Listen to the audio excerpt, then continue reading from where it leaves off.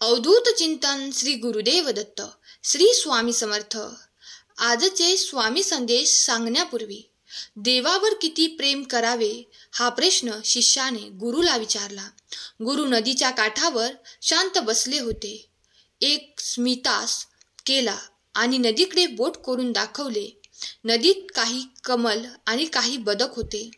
कमळासारखे बदकासारखा. गुरुजी म्हणाले, कमळासारखे बदकासारखं का नाही?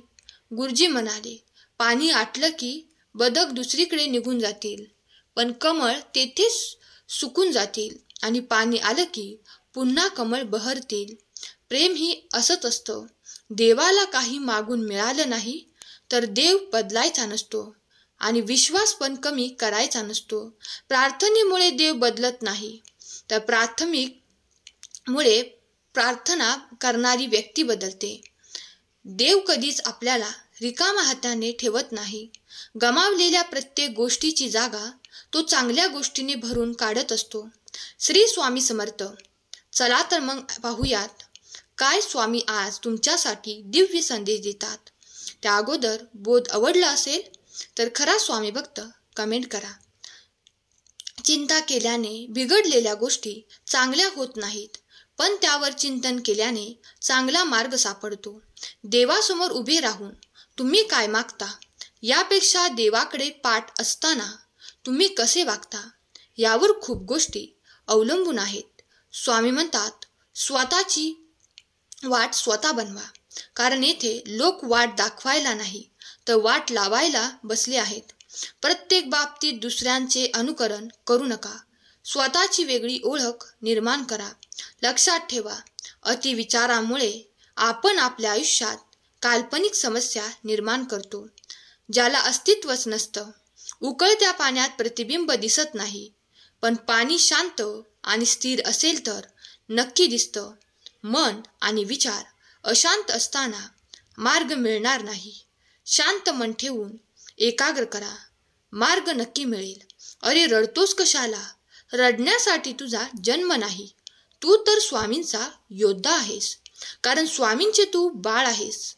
मागे फिरायचं नाही, कोसळून जाऊ नका. वादळ होऊन आयुष्यात लढा, नवा आधार शोधा. हरलेल्या मैदानात पुन्हा विजयाची सभा भर. लोकांवर विश्वास ठेवा, पण अवलंबून राहू नका. तुम्ही स्वामी विचारांशी सहमत असाल तर तुमची सहमती दर्शवा.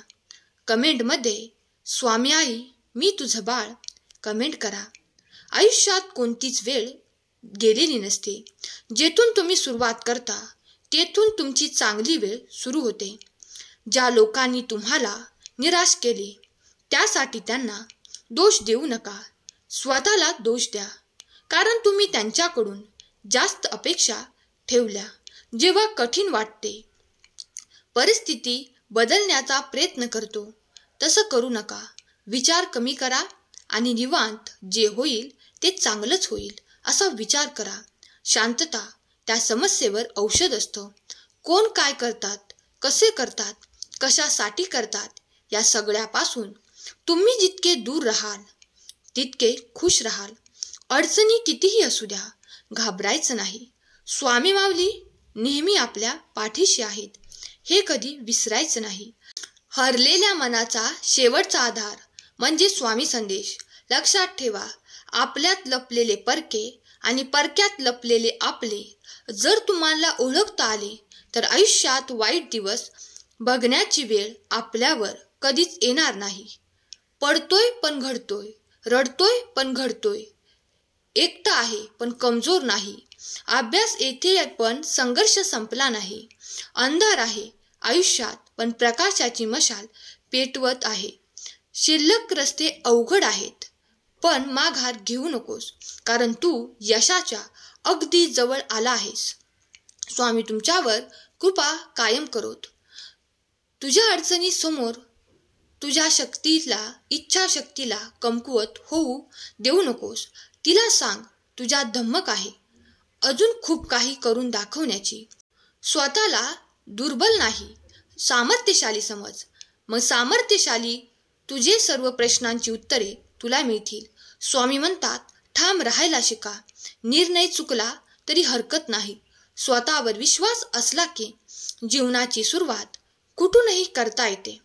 फक्त मनाने चांगले राहा. बाकी आपले चांगले करायला स्वामी महाराज आहेत. शब्दाचा अर्थ जाणून घेता अनर्थ करणाऱ्या लोकांच्या नादी लागून वेळ फुकट घालवण्यापेक्षा त्यांच्याकडे दुर्लक्ष केलेले चांगले. अरे, तुझे जीवन कितीही मोठ्या संकटाने वादळात अडकले असेल तरी थोडा धीर धर. काही अंतरावर तुला स्वामी नावाचा किनारा मिळाल्याशिवाय राहणार नाही. कारण जोपर्यंत शुद्ध आहे तोपर्यंत या विश्वातील कोणतीही गोष्टीची भीती बाळगण्याची गरज नाही. फक्त नीतिमत्ता साफ ठेव की परमेश्वर तुला काटा सुद्धा टोचू देणार नाही. भीती ही मनाला लागलेला रोग आहे. ज्या भीतीला आपण सामोरे जात नाही ते आपल्या समोर भिंत बनून उभे राहते. लक्षात ठेव, आपल्यात लपलेले परके आणि परक्यात लपलेले आपले तुम्हाला ओळखता आले तर आयुष्य वाईट होणार नाही. वाईट दिवस बघण्याची वेळ तुमच्यावर कधीच येणार नाही. वेळ कशीही असो, बसता येत नाही आणि तुला आता बसून सुद्धा चालणार नाही. उठ, पुन्हा नव्याने कामाला लाग. मार्ग आम्ही दाखवू. कोणी कितीही बोलू दे, स्वतःला शांत ठेव. काहीही प्रकार का असेना, समुद्र सुकू शकत नाही. दुसऱ्याच्या आयुष्यात स्वतःची जागा शोधणे बंद करा. खुश राहा. जे झालं ते चांगल्यासाठी झालं. जे होतंय ते चांगल्यासाठीच होतंय आणि जे होणार आहे ते सुद्धा चांगल्यासाठीच होणार आहे. जीवनात कोणतीही गोष्ट स्थिर नाही. सगळीकडे बदल सुरू आहे. प्रत्येक गोष्ट वाढत आहे. तू कर्म करत जा. फळाची अपेक्षा करू नकोस. अरे, कर्म करणं तुझं कर्तव्य आहे आणि तुझ्या कर्माला योग्य ते फळ देणं माझी जबाबदारी आहे. आता जग काय म्हणतं यापेक्षा मन काय सांगतं हे जास्त महत्त्वाचं आहे. कष्ट हा उंबरट्याचा दिवा आहे. त्याने वर्तमान आणि भविष्य दोन्हीकडे उजेड पडतो. आता देवाचा हात तुझ्या डोक्यावर असेल, प्रत्येक समस्येवर उपाय असेल, क्षणभर दुःखाची वादळेही असतील, मग प्रत्येक क्षण आनंदाचा असेल. तू स्वतःच्या नशिबाचा निर्माता आहेस. नशिबाचा फेरा सतत फिरत राहतो. कोणत्या दिवशी नशीब चमकेल ठाऊक नाही.